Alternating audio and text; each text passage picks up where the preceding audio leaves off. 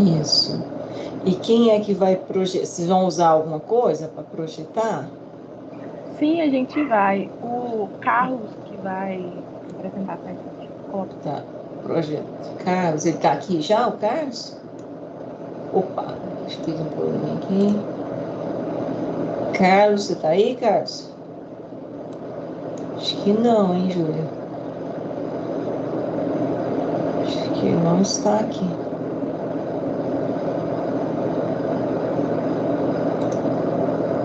Professora, bom dia. Bom dia. É você, Carlos? É Edivaldo, professora.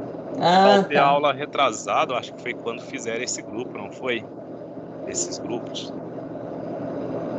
Mixe, agora nós tivemos semana passada a apresentação de 2 grupos. Isso, foi na anterior, confere, foi isso Na mesmo. anterior, faltei. Na aula passada, eu não consegui acessar, estava com problema de conexão, acessei, mas já estava apresentando, aí eu fiquei voado sem saber o que que era. Uhum. Não, é assim, de volta. Na verdade, a gente vai fazendo mais algumas atividades e aí no final a gente seleciona, né? Por exemplo, se você não tem essa atividade, mas a gente pontua, tira as notas maiores, entendeu? Então, essa, tipo assim, essa você fica com 0. Mas a gente vai ter algumas atividades que pode se descartar. Então, né, a gente acredita que você não pode perder mais nenhuma, porque exatamente por causa disso, por causa de internet, por causa de questões, né, tecnológicas que nós temos aí diversas, né, e aí acaba dificultando, né, então a gente tem que dar essas opções, em ter mais opções para poder descartar algumas que você não pôde comparecer, ok? Tá, ok, obrigado. Tá? Mas a gente já tem uma atividade que ela, na verdade, é para pontuação assíncrona, que essa está na plataforma. Vocês já viram, pessoal? Ela fecha amanhã, se eu não me engano. E aí, Carlos, se eu colocar você aqui. Carlos, só um minutinho. Carlos Luiz, né? Opa. Tornar um apresentador.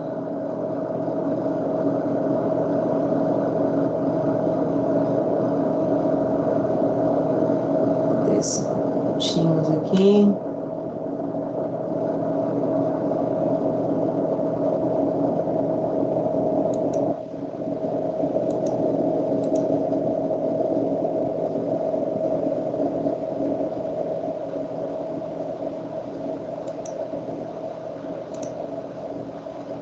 Carlos, agora sim, consegui colocar você como apresentador. Consegue visualizar aí?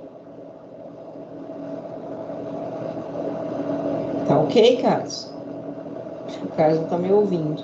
Sim, desculpa, é que não tá. Consigo? Consegue? Agora você já pode projetar esse material, porque eu já disponibilizei você como apresentador. certo.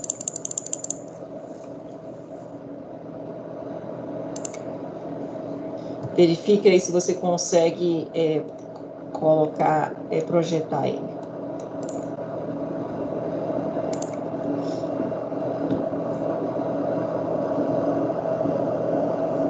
Isso, aparece aqui na minha tela. Aparece para vocês aí, pessoal? Tá Sim, aparecendo. tá conseguindo ver daqui. Tá ok? Então, deixa eu só fazer um negócio aqui. Eu tô conseguindo ver os nomes. Tá, é Carlos Luiz, Davi, Augusto, Décio, Gustavo, Janaíne, Janaíne? Júlia, Gianini. Janine, Janine, Isso. Janaíne. Tem nada, não. E Júlia. Tem mais E aqui. Thiago também. E Tiago. Eu não estava conseguindo ler o nome, Tiago. Bom, então vamos lá. Conforme, acho que é melhor assim, eu prefiro. Conforme vocês vão apresentando, vocês vão se identificando. Pode ser? Pode. Pode ser, Carlos? Carlos, então, eu vou fazer o seguinte, eu vou multar eu aqui para não dar interferência, mas continuo com a câmera aberta. E qualquer coisa é só me chamar. Pode ser assim? Ok. Ok, então nós estamos gravando, pessoal, então bom dia a todos, estamos já com 20 participantes aí, podemos começar. Então, boa apresentação aí para vocês, pessoal do grupo de ligações metálicas, ok? Então, fechando aqui, podemos dar início, tranquilo?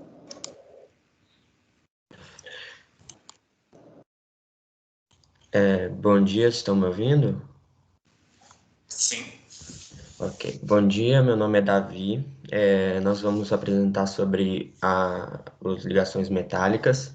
Mas antes de falar sobre as ligações metálicas, a gente vai apresentar nosso grupo, né? Somos o Carlos, Davi, o Décio, o Gustavo, Janine, a Júlia e o Thiago, tá? Antes de falar de ligações metálicas, a primeira coisa que a gente pensa são logo os metais. E não tem como falar dos metais sem falar sobre a descoberta, como descobrimos os metais, um pouco da história, tá? Os metais foram descobertos na última fase da pré-história, por volta do ano 5000, que é a última fase antes do surgimento da escrita, tá? Na Idade Antiga. E ela foi dividida em 3 idades: a idade do cobre, do bronze e do ferro. O cobre e o bronze foram os primeiros a serem descobertos, depois o ferro foi descoberto, que foi forjado, né? Essa idade foi principalmente os povos que descobriram, foram principalmente os povos do Oriente, e eles extraíam esses metais de locais muito distantes. Então, por isso que a idade dos metais foi uma idade que foi evoluindo muito aos poucos, as pessoas foram evoluindo muito aos poucos. Então, as pessoas tinham que ir longe para buscar os metais, voltar para suas sociedades para construir os instrumentos, né? Os principais instrumentos que foram construídos foram instrumentos de cozinha, artístico, pequenas armas para guerras e ferramentas para agricultura.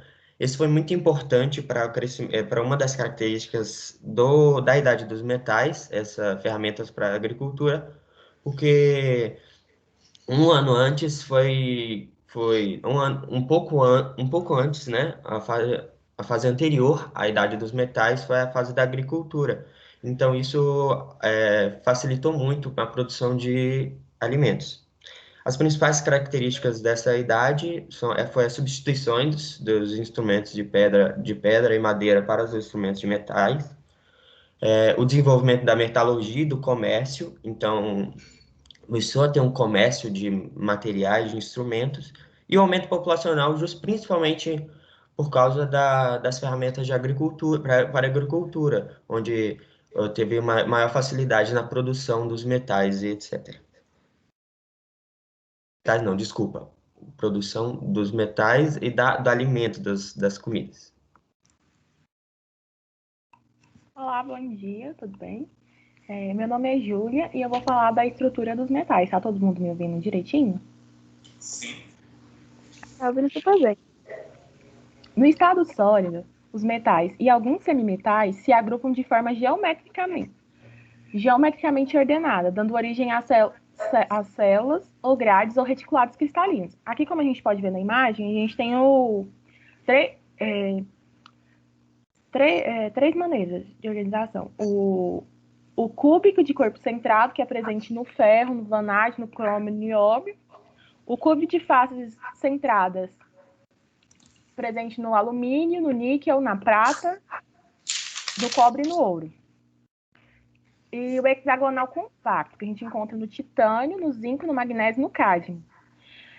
Esses reticulados, eles são formados por milhões e milhões de átomos. Esse conjunto pode ser considerado uma estrutura gigante, mas não passa, em geral, de um cristal microscópico. Se a gente pegar um pedaço de metal e levar ao microscópio, um pedaço de metal, claro que não pode ser um pedaço muito grosso, porque o microscópio não consegue, a luz dele não consegue passar pelo metal, a gente vai observar uma figura semelhante a um amontoado de cristais. Até a gente pegar uma folha de zinco limpa, que é uma chapa de aço, acho que todo mundo conhece, que é recoberta por uma fina camada de zinco, a gente vai enxergar a olho nu mesmo os cristais de zinco se formando na superfície da chapa.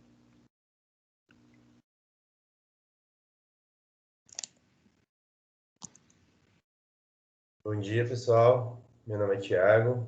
Tá todo mundo me ouvindo? Sim. Ok. Agora eu vou falar um pouco da ligação metálica, como ela acontece, os pré-requisitos, quais são as condições, por que que ela acontece. E, inicialmente, a gente tem que ter em mente que esse tipo de ligação ela envolve a presença de pelo menos 2 elementos eletropositivos. Pode ter vários, mas todos eles são eletropositivos e, ao menos um, necessita ser um metal. Então, temos condições onde a gente tem 2 elementos eletropositivos, que são um mesmo metal, dando origem a metais que são considerados de metais puros. Então, é o exemplo do ferro, se a gente pegar um átomo de ferro com outro átomo de ferro, forma um ferro 2, que é chamado de ferro puro. Da mesma forma que a gente tem as ligações metálicas.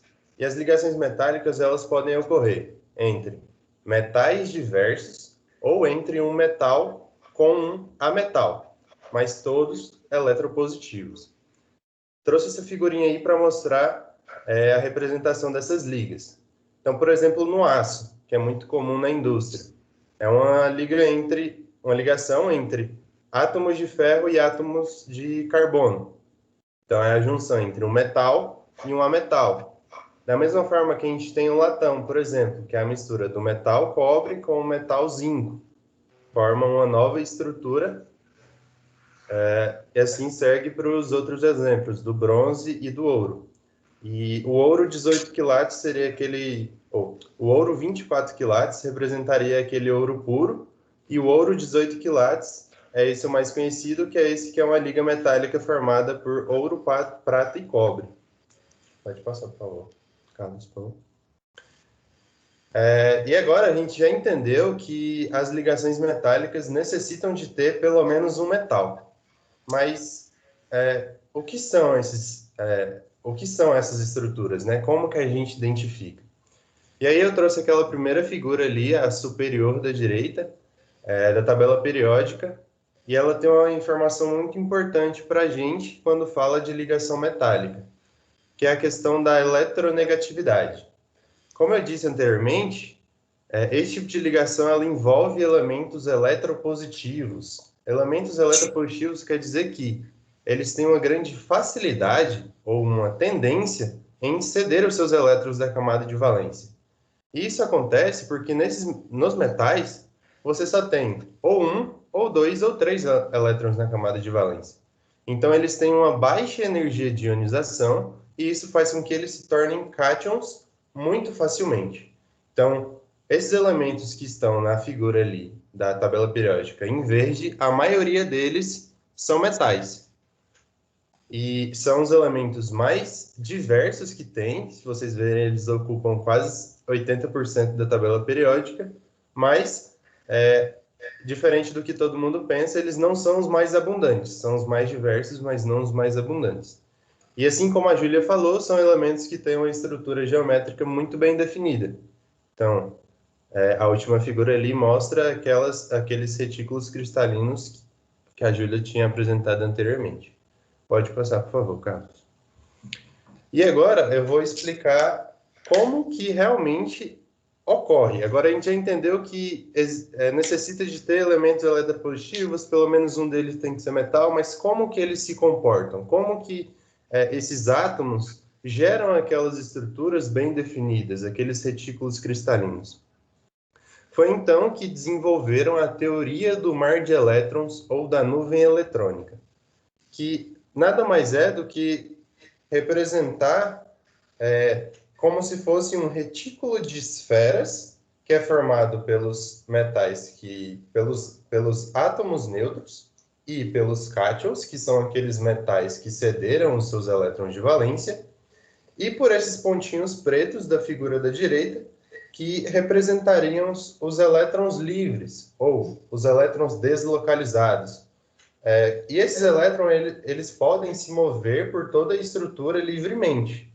E essa teoria ela foi muito boa aplicada para explicar, por exemplo, a questão da condutividade elétrica, ou da condutividade térmica, ou da maleabilidade, ou da ductilidade. Por quê? essa deslocalização desses elétrons faz com que a movimentação deles seja muito mais facilitada do que naqueles outros tipos de ligação que a gente tinha, que os elétrons ele estava compartilhado entre dois átomos. Então, aqui ele tem esse movimento livre para ele fazer, onde ele tem igual probabilidade de estar em atração eletrostática entre esses cátions.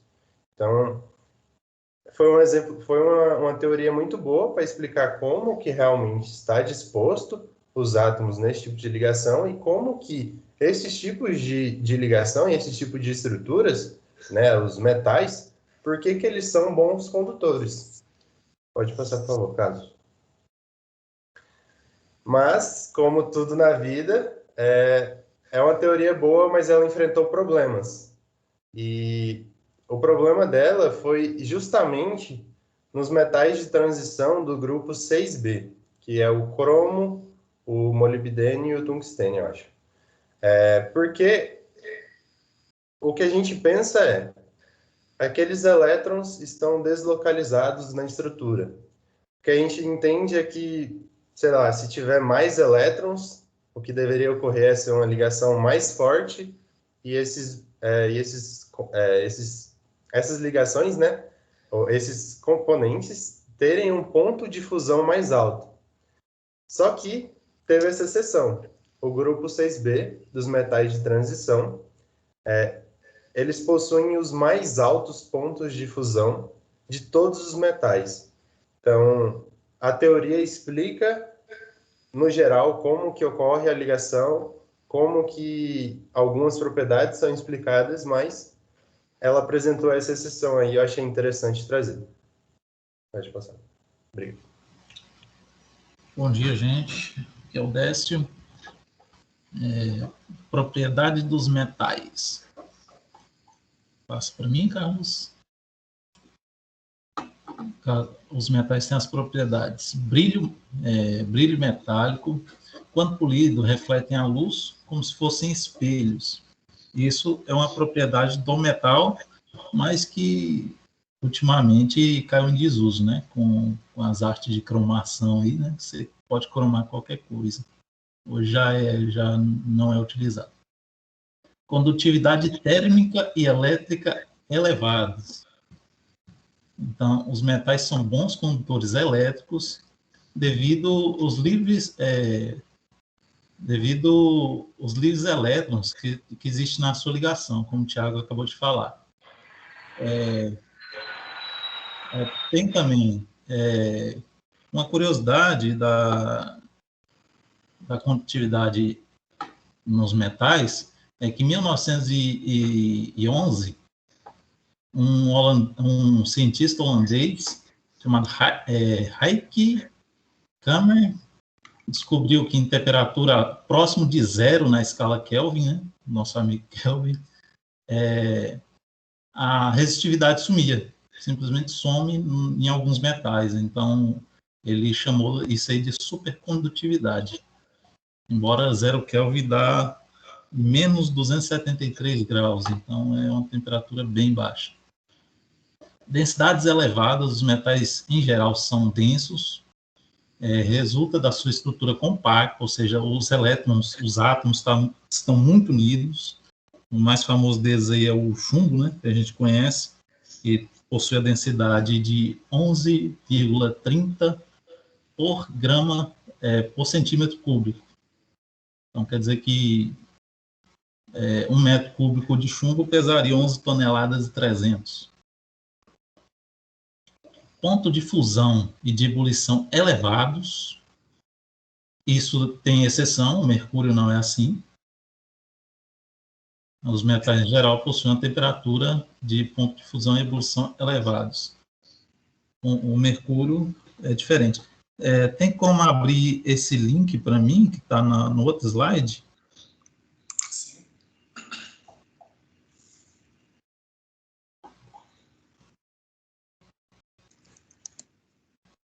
Eu não sei se ele vai abrir. É uma tabela periódica interativa. Vai lá no mercúrio.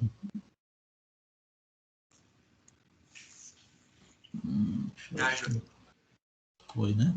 A gente pode ver que o ponto de fusão dele é menos 38,830 graus Celsius, né? E o ponto de ebulição é 356,73 graus, né? Então, o mercúrio foge a essa regra do ponto de fusão e ebulição alto. O ponto de ebulição até que é alto, mas o ponto de fusão dele é até abaixo de zero, né? Então, são graus negativos.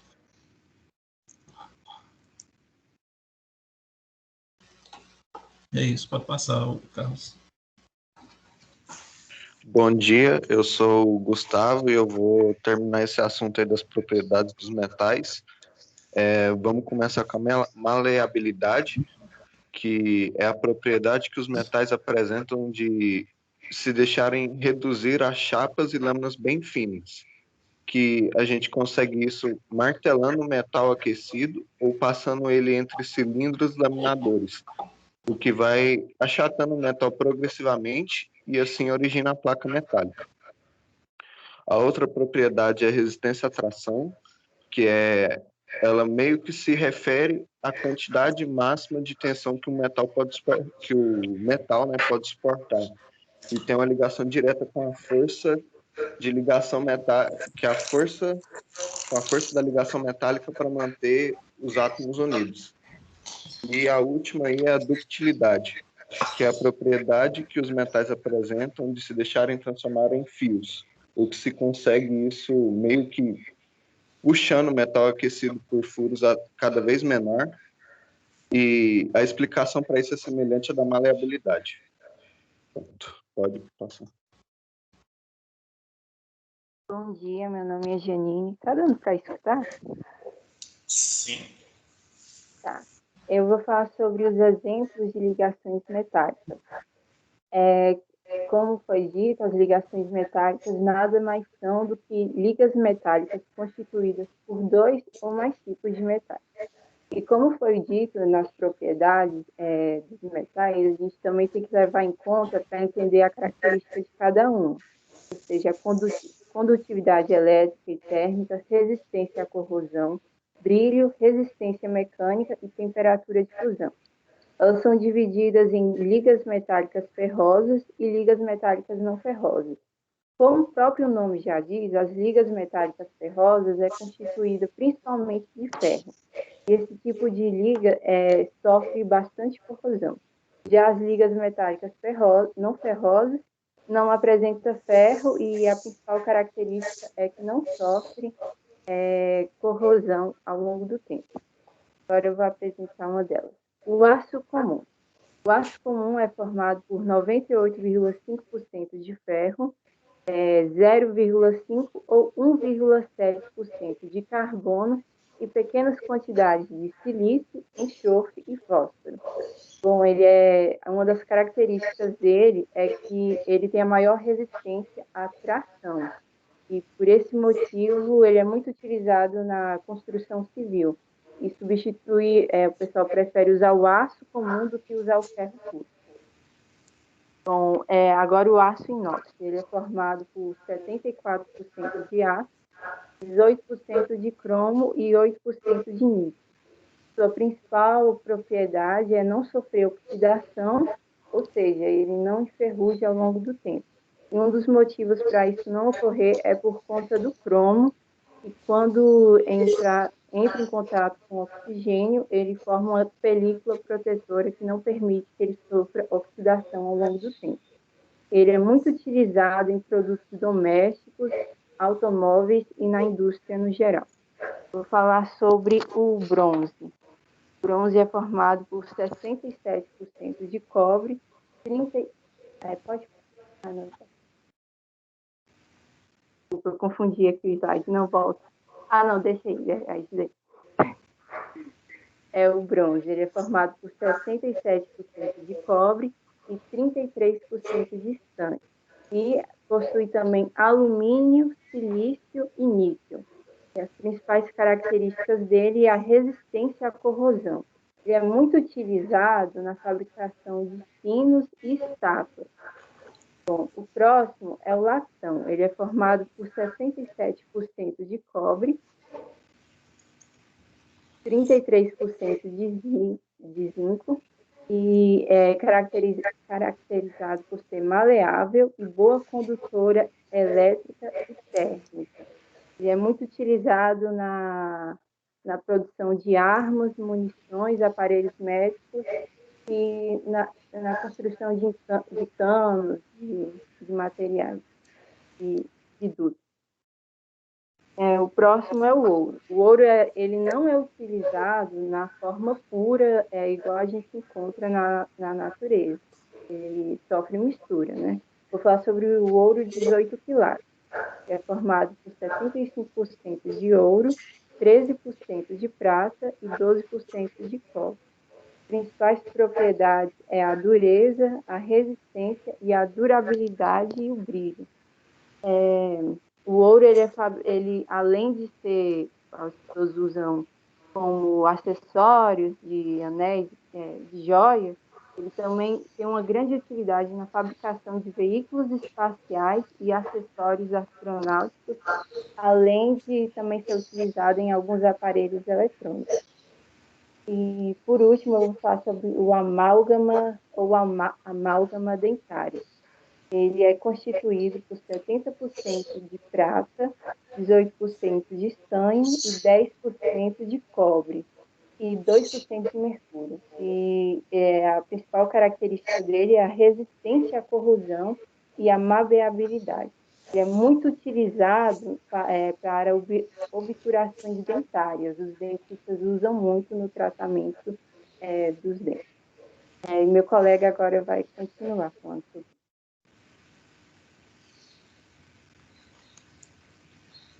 Olá, é o Davi de novo.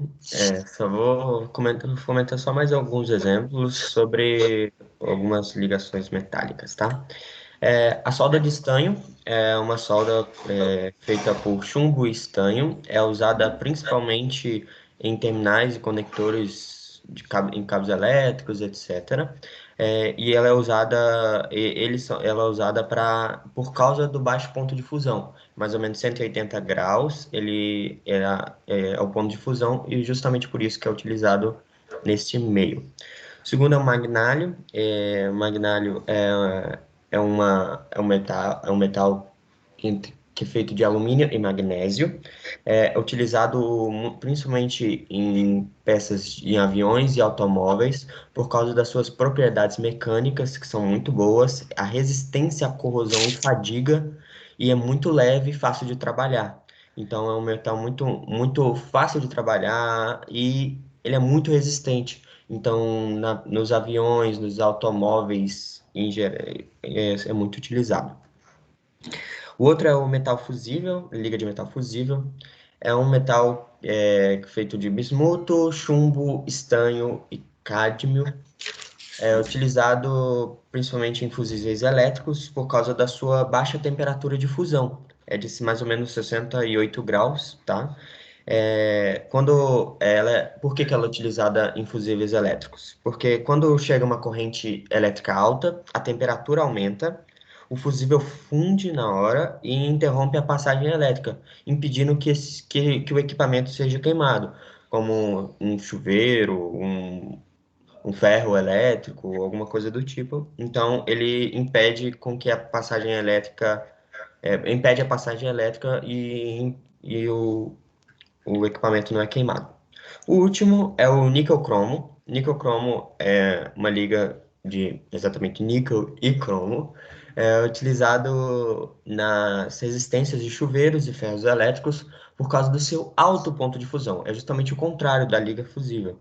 O ponto de fusão dele é quase 1.300 graus. Então, ele é muito utilizado nas resistências dos chuveiros, porque a resistência de chuveiro para aquecer a água é bem quente, então para não derreter, ele é utilizado por esse meio.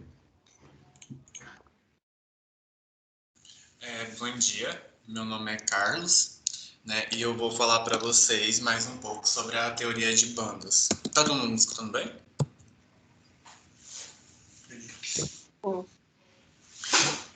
Então, né, a teoria de bandas, ela foi desenvolvida para explicar como ocorre a condução de energia em sólidos.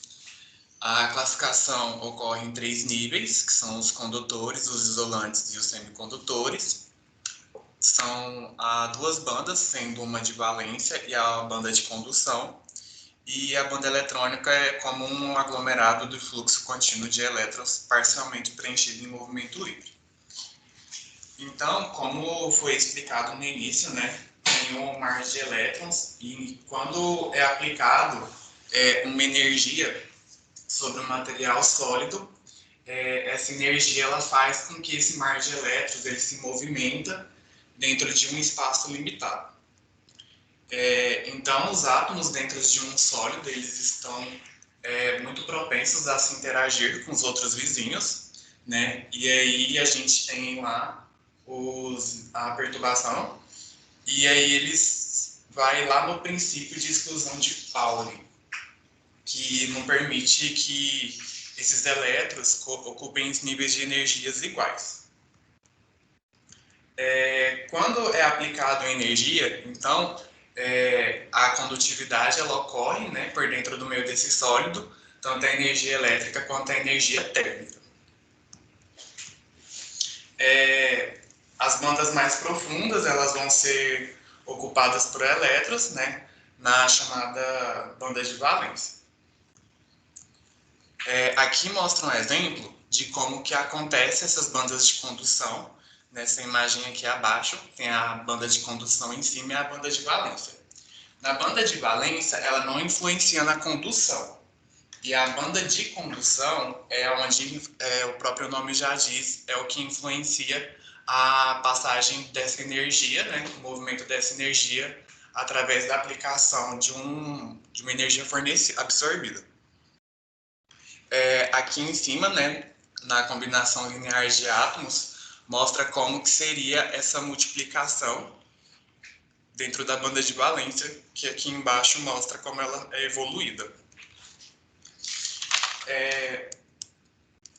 O intervalo de energia entre a camada de valência e a de condução determina a fronteira entre um semicondutor e um isolante.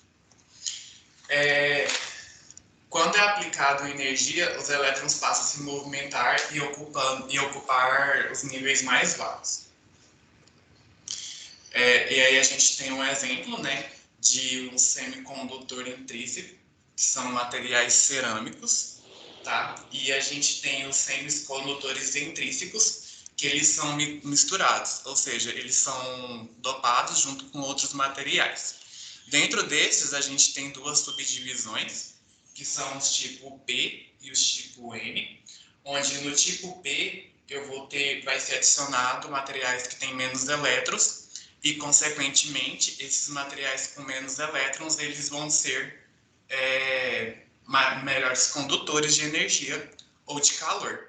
E os materiais do tipo N, né, eles são misturados a materiais que têm mais elétrons e, consequentemente, eles têm uma resistência maior à energia elétrica ou de calor.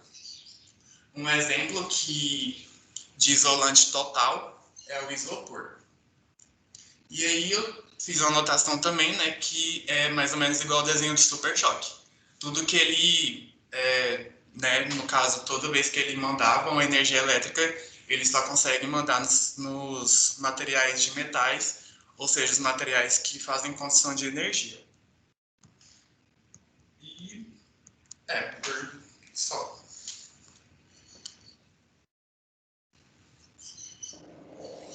Ok? Terminamos? Sim. Sim.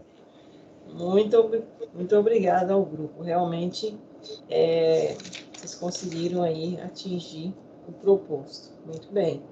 Nós todos os colegas aí. Vamos voltar só um pouquinho lá, no início, só para a gente realmente conversar um pouquinho com relação com os colegas, né, que assistiram, mas o grupo está de parabéns pelos comentários aqui realizados. É muito importante, inclusive, né, todos trouxeram, mas em especial aí a Janine, né? Janine, né? Falei certo agora? Pelo menos eu anotei aqui Janine. Ele já começou falando, né, um pouco quer dizer, a parte que ela ficou sobre as ligas metálicas e a questão da corrosão, que é o nosso próximo tema de trabalho. Então, daqui a gente já vai fazer o nosso elo de ligação, né, para o nosso próximo tema de trabalho, que eu considero, dentro, né, do assunto da química geral para o curso de vocês, o mais importante. Bom, vamos pensar um pouquinho aqui em todos... Bom, primeiro, dúvidas, perguntas dos colegas? Dos outros colegas que estavam assistindo, ou inclusive dos colegas que apresentaram, que gostariam de fazer algum comentário? No meio eu até tive um comentário, mas agora eu esqueci. Ué, mas tem que anotar, Alexandre. Ok, professor, eu só queria falar que a apresentação deles ficou muito boa. Ficou excelente, né? Muito bom mesmo. O grupo conseguiu aí se organizar e todos aí conseguiram expor o conteúdo de uma forma clara e objetiva. Parabéns. Não temos pergunta, Alexandre? Voltou aí a dúvida? Alexandre Rosa, voltou a dúvida? Quem tava com dúvida é o Kevin, professor. Puxa a orelha dele, que ele não anotou a pergunta. Ah, foi ele? Ah, porque vocês dois abriram o microfone A gente abriu ao mesmo tempo. E aí eu pensei que fosse o... Então, pode falar. É o Kelvin? Não, mas eu não lembro, não. Eu esqueci a pergunta que eu ia fazer. Além do comentário do Décio sobre o meu nome. Ah, bom. Bom, então... eu acho que você gostou foi do comentário, não foi, não? Da questão da temperatura? Eu já escutei tanto isso, eu já falei tudo para eles que não tem problema. Não, né? Mas você vê que seu nome é um nome importante, né? Então, assim, traz, né, uma figura aí importante. Bom, voltando então, nem mais uma pergunta, pessoal? Quem assistiu aí, todos ficaram tranquilos? Compreenderam? Os meninos explicaram muito bem, mas há alguma dúvida sobre ligações metálicas? Posso começar a perguntar?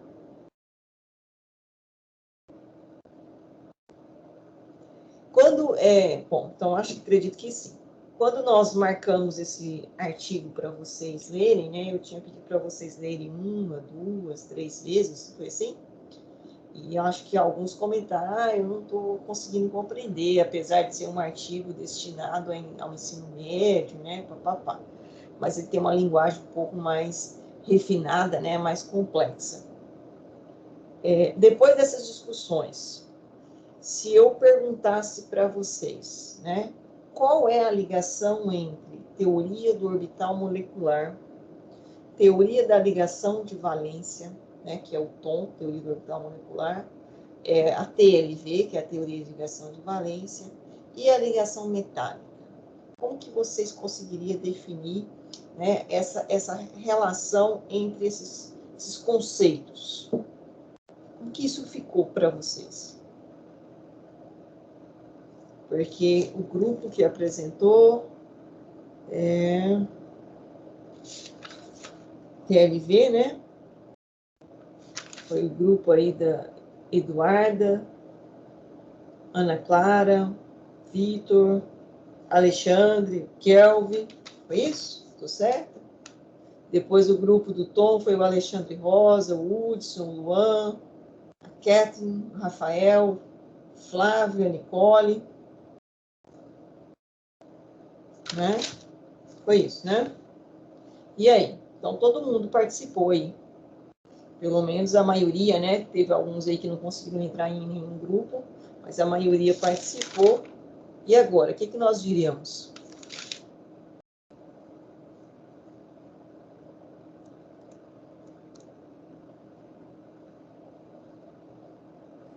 Professora, eu achei a questão das ligações metálicas mais diferente do que as outras, tanto do tom quanto do TLV. Mas e a ligação metálica, ela não é verdade, é uma aplicação da teoria do orbital molecular? Pois é, eu não sei se foi a questão de formação de cristais que me levou a não ter essa ligação entre essas matérias. E aí, pessoal que explicou a teoria do orbital molecular e que explicou agora a ligação metálica. Vocês conseguiram ver alguma correlação entre a teoria do orbital molecular e a ligação metálica?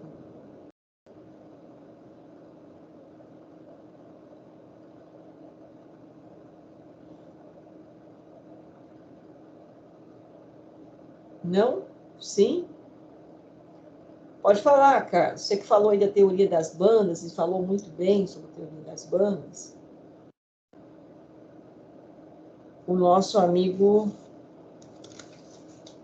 Davi, foi o Davi que falou sobre... Não, foi o Davi não, foi o Tiago que falou sobre o mar de elétrons. Foi isso, Tiago? É isso, professor. Então, o que isso tem a ver com a teoria do orbital molecular?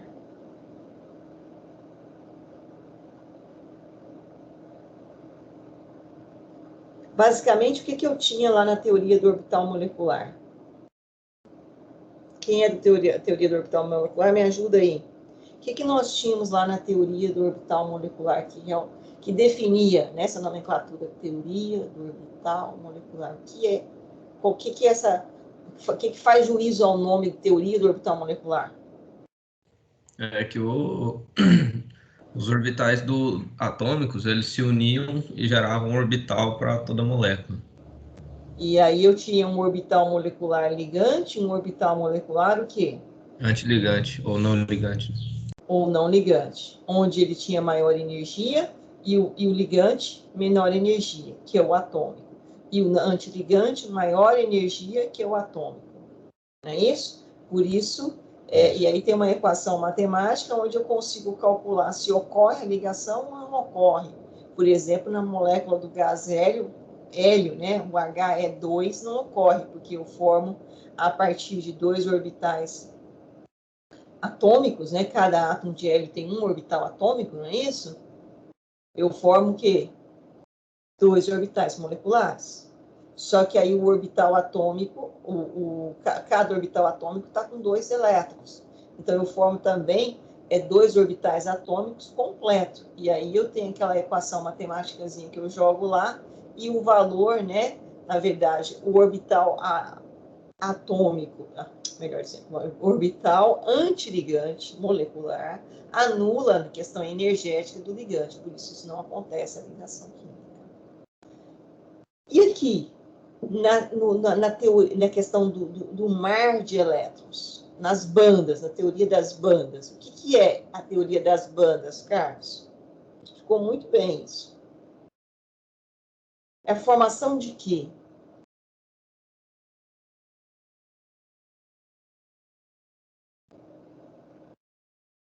Volta lá na figurinha que o Carlos projetou. Você que está com um slide aí, né, Carlos? Isso, exatamente. O que é isso, essa primeira imagem que você colocou, combinação linear de átomos? O que é essa imagem aqui? É porque eu faço isso aqui com o mouse, vocês não vêem, né? Mas vocês sabem qual que é? Eu estou falando a primeira figura que ele colocou aí, à esquerda, essa que está acima.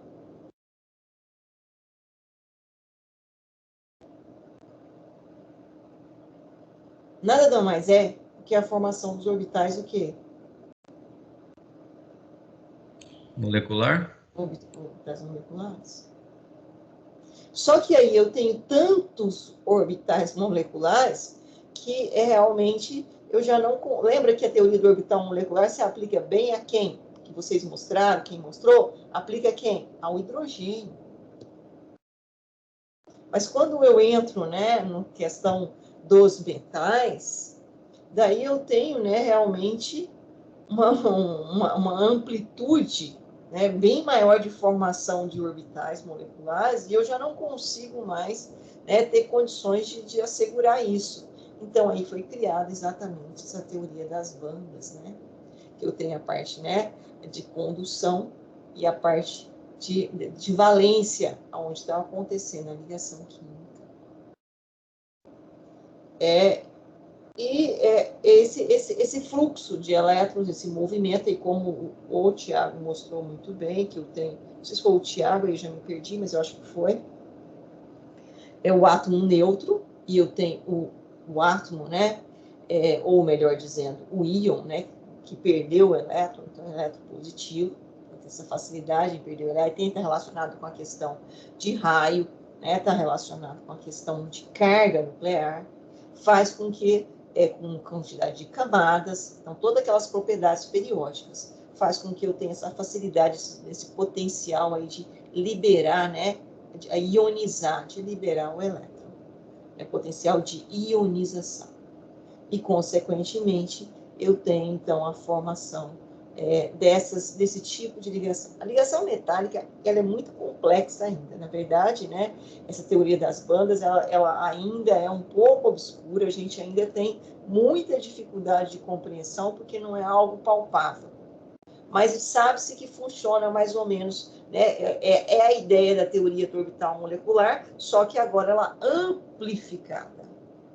Ou seja, eu tenho ali, né, muito mais orbitais envolvidos. Não é simplesmente 2 orbitais atômicos gerando 2 orbitais moleculares. Eu tenho agora, né, uma quantidade considerável de orbitais atômicos e, consequentemente, consideráveis obtenção de orbitais moleculares com essas características de fluxo de elétrons. Uns completos, né, outros com vazios, semi-preenchidos ou vazios. E aí eu tenho, então, esse movimento com maior facilidade dos elétrons. Professora? Sim, pode falar. Aí essa quantidade, por exemplo, na banda de valência, e a gente tem seriam vários orbitais, né? Uhum. Aí entraria na questão da sobreposição dos orbitais, que lá no tom fala da questão da sobreposição. Aí seria essa sobreposição,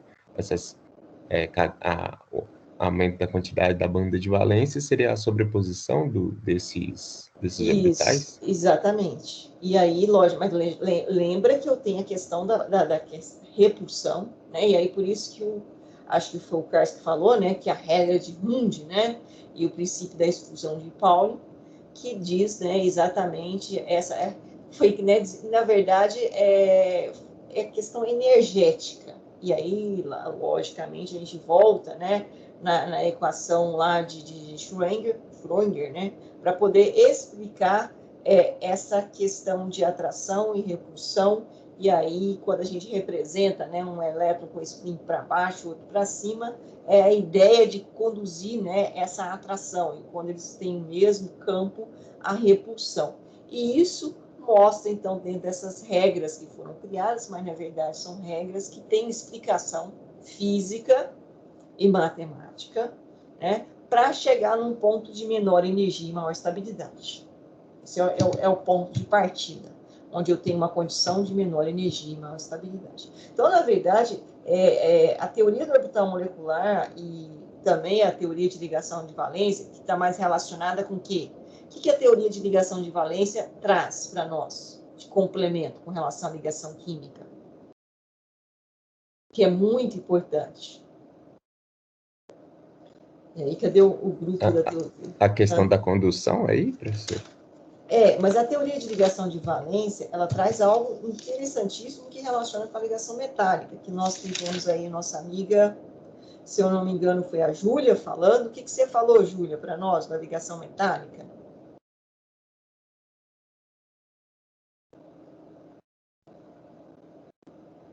Oi, professora, para mim travou. Travou? Você comentou sobre a ligação metálica. Se eu não me engano, você comentou com relação à geometria. Sim, foi eu mesmo. Foi? Pois é. E aí você mostrou aí, né, o cubo de corpo centrado, né, e mostrou, por exemplo, alguns elementos químicos metálicos que têm essa característica com relação à forma geométrica quando ocorre a ligação metálica, né? O que está relacionado isso com a teoria de ligação de valência?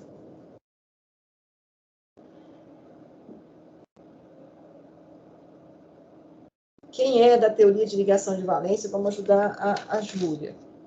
Quem foi? Foi nosso amigo Tobias, Eduardo, Ana Clara.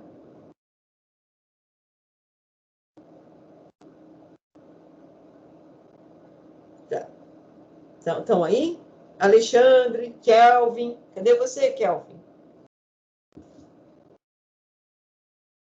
O que que é o básico da teoria de ligação de valência?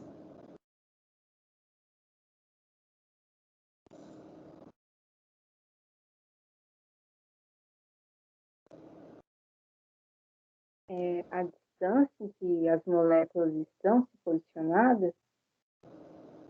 Quem está falando aí para nós é Janine? Uhum. A ligação metálica, como vocês mostraram aí, tem uma estrutura geométrica que define, né, esse composto formado por ligações metálicas. Lá na ligação de valência, nós comentamos com relação à geometria da molécula. Geometria da molécula. Oi? A geometria da molécula, essa parte foi a que eu expliquei.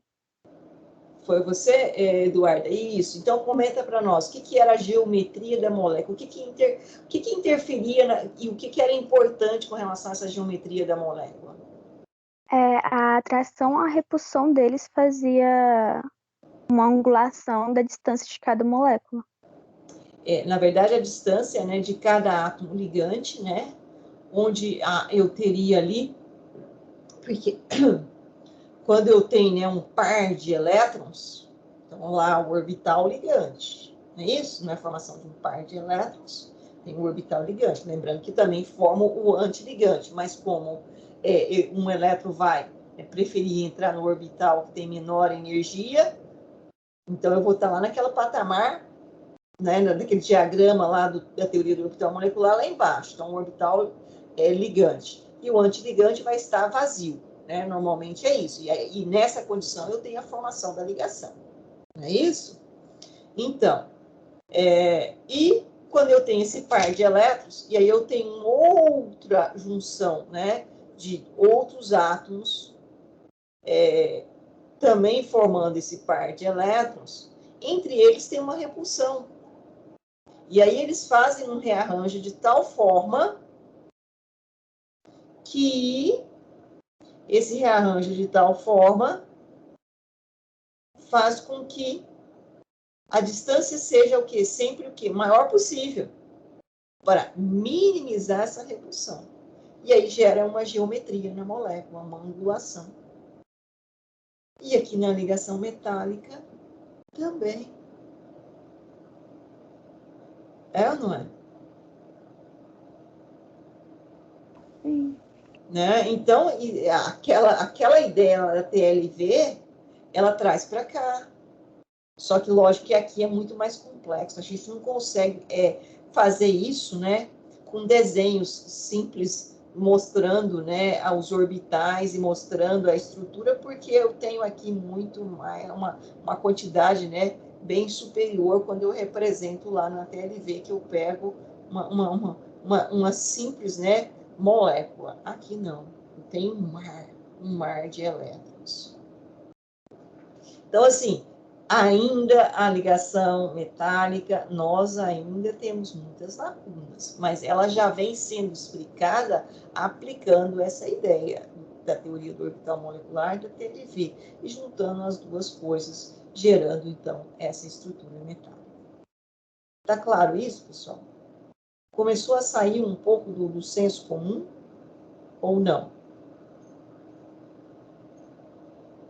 Sim, tá dando para entender agora. Né? Eu vou projetar aqui só um pouquinho, só para a gente fazer um fechamento, no sentido aqui no próprio artigo mesmo. Deixa eu só projetar aqui não a minha slide, o nosso artigo que vocês usaram como referência. Consegue visualizar? Sim, professor. Sim, né? Então, o próprio artigo que nós usamos como referência, né, então, a ligação química, a gente fecha aqui, né, que vocês já leram. Mas agora, talvez, quando a gente fizer essa leitura, o foco fica um pouco diferente. Deixa eu pegar aqui. Quem consegue aí visualizar aqui para nós, ó, eu estou marcando nesta sessão, até aqui. As duas setinhas vermelhas. Consegue? Quem quer ler para nós? Pode ler? Pode ler, por favor. Nesta sessão, refletimos um pouco sobre o que é ligação química no sentido mais amplo da palavra.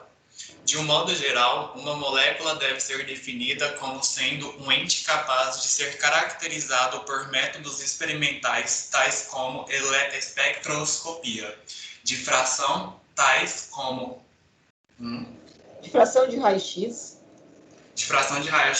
análise química via úmida ou seca tradicional. Toda interação entre dois átomos, agregados de átomos ou moléculas que leva a um estado de equilíbrio e, consequentemente, estável em relação ao tempo relativamente longo, também deve ser considerada como uma ligação química. Então, hoje, se vocês fossem definir o que seria uma ligação química, como vocês definiriam?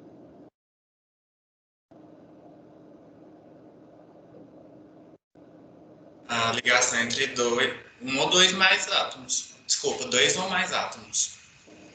Quem mais falaria outra coisa aí? Pode falar. Eu diria que são a interação molecular entre dois compostos. Quem mais? Pode pronunciar. Eu acho que seria algo mais relacionado à maneira como os elétrons de dois átomos ou mais se relacionam quando estão próximos ou reagindo entre si. E só complementando, quando submetidos a uma energia. Certo. Quem mais quer ir pronunciar?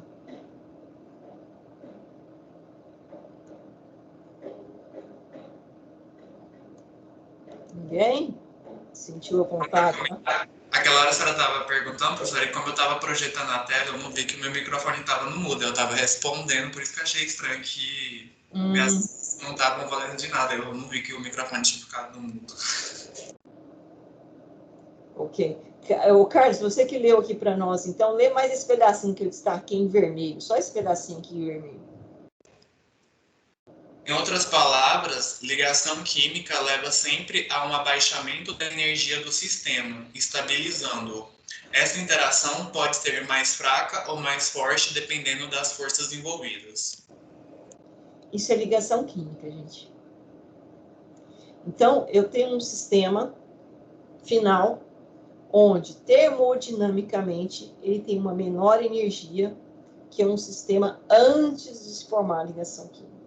Essa ligação química formada, ela pode ser entre átomos, que é a que nós acabamos de estudar, que pode ser as ligações químicas, nós chamamos de ligações químicas primárias, que basicamente são 3, iônica, covalente e metálica.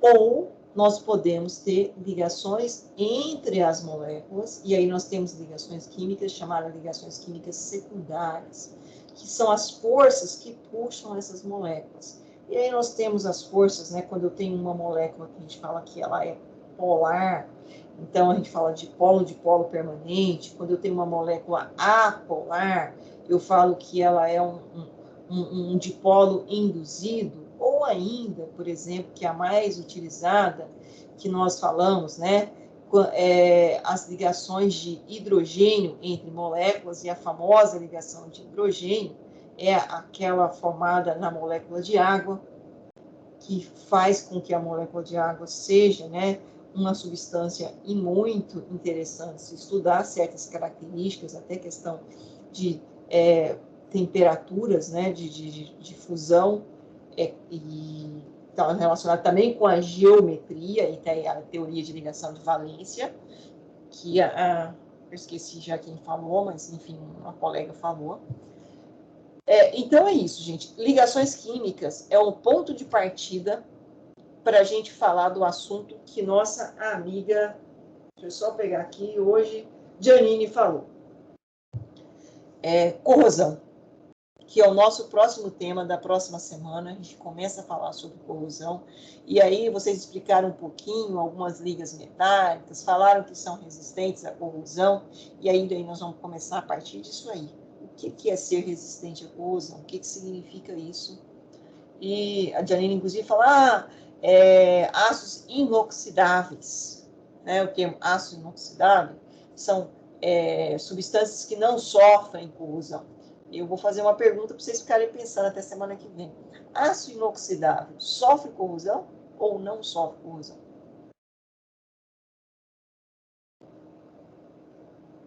Eu acho que ele é mais resistente à corrosão, né? É mais... Eu acho que ele é resistente, mas não impede de sofrer corrosão, não. Isso. E, na verdade, a gente tem uma diversidade de aços inoxidáveis, certo? A Janine apresentou uma das características e isso vai depender. E ela falou, inclusive, muito bem, falou, forma uma película protetora de óxido de cromo. E é exatamente isso mesmo. A gente tem a formação de películas, né? E isso impede o processo de corrosão. Nós vamos comentar muito bem o que é um processo de corrosão. Tá? Então, na próxima semana, a gente vai começar um novo tema, que é eletroquímica. E aí, a partir daí, a gente dá essa introdução com as ligações metálicas, com a teoria da orbital molecular. Pessoal, até aqui, há alguma dúvida? Alguém gostaria de fazer algum questionamento? Professora, depois eu queria uma ideia sobre uma questão que eu fiquei muito em dúvida lá da própria atividade que a senhora passou. Não sei se a senhora vai responder isso hoje, porque ela para entregar amanhã. Eu tinha até marcado com vocês, e ontem, na verdade, ontem não, foi segunda-feira, eu não entrei na plataforma para tirar dúvida. Vocês querem que eu aumente mais o tempo lá, para poder vocês conseguirem resolver? Se a senhora puder, professora, acho que seria uma boa, que tem algumas questões lá que eu estou em dúvida ainda. Aí é um prazinho a mais. Tá. Bom, as questões lá, a gente pode tirar as dúvidas também. Normalmente eu faço isso na segunda-feira, no período vespertino, das 5h30 às 6h30. Então, eu posso adiar para até a próxima terça e tirar dúvida na segunda, se vocês quiserem. Pode ser. Ou, na verdade, a gente tem uma aula também.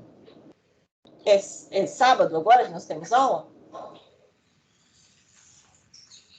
Acho que sim. Então, vamos combinar. No sábado, a gente sábado a gente tem aula, não é isso? Quem é que falou para mim? É você, Eduarda? Uai, tem? Sim, aquela reposição que nós tínhamos, ela foi transferida para o próximo sábado, dia 19. Confere? Isso mesmo. Então, sábado, dia 19, nós temos aula. Se vocês quiserem começar às 7h15, para mim não tem problema. Nossa, professora, agradeceria muito que acordar às 7 horas no sábado. Então, bom. Então, a gente vai começar no sábado, às 7h15. E aí, quem falou foi você, Carlos? Eu vou dar o tempo até semana que vem, vou estender o prazo, porém, sábado a gente começa resolvendo as questões. Ok. As quais vocês estiverem com dúvida. Tá ok? Beleza. Beleza? Acho que agora, depois dessa discussão, talvez você consiga resolver lá melhor agora. Refletir um pouco melhor. Tá? Mas caso não, no sábado a gente começa resolvendo elas. Vou baixar a lista de presença aqui. Há alguma outra dúvida, pessoal? Então, combinado, sábado às 7h15, nós começamos resolvendo as questões que estão lá e depois a gente já vai para o tema eletroquímica. Se não há nenhuma dúvida aqui com relação a ligações químicas. Ou melhor, eu acho que agora, a partir de agora, vocês começaram a ter dúvida, né? Com relação a ligações químicas, né? A gente vai ver os exercícios. Então, tá ok, então. Então, vou parar a nossa gravação aqui. Posso parar? Tranquilo? Sim. Ok? Então, tá bom. Então, estão liberados e até sábado às 7h15 da manhã, se Deus quiser. Amém. Tchau, tchau. Tchau, até mais. Tchau para vocês. Tchau. Muito obrigada a todos professora. os grupos que apresentaram, tanto teoria do orbital molecular, quanto teoria de ligação de valência, quanto ligações metálicas. Vocês trouxeram realmente o artigo da forma como eu tinha expectativa e vocês conseguiram aqui discutir. Então, de parabéns todos os integrantes de todos os grupos. Muito bom. Professor, a gente só aceita, pelo menos meu grupo, só aceita o agradecimento quando voltar a ser presencial, só vai pagar uma coca gelada, tá? Tá certo. Então, tá bom. Se Deus quiser, a gente vai voltar presencial logo, né? Ontem eu consegui vacinar. Olha, mas eu vou falar para você, beleza. O braço esquerdo não levanta. Vixe. Tá fácil, não? É um preço pequeno a se pagar, né? Tá bom, faz parte. Faz parte, né? Eu preciso vacinar. Então, foi com muita dificuldade. Eu tive que andar uns 36 quilômetros aqui dentro de Goiânia para conseguir essa vacina agendada a tempo. Mas tá bom. Graças a Deus. Então, tá bom, pessoal. Então, até sábados. Para vocês também. Até mais. Tchau, tchau. Tchau, até mais. Tchau, professora, até mais. Até mais. Professora, posso tirar uma dúvida com você sobre a disciplina? Pode sim.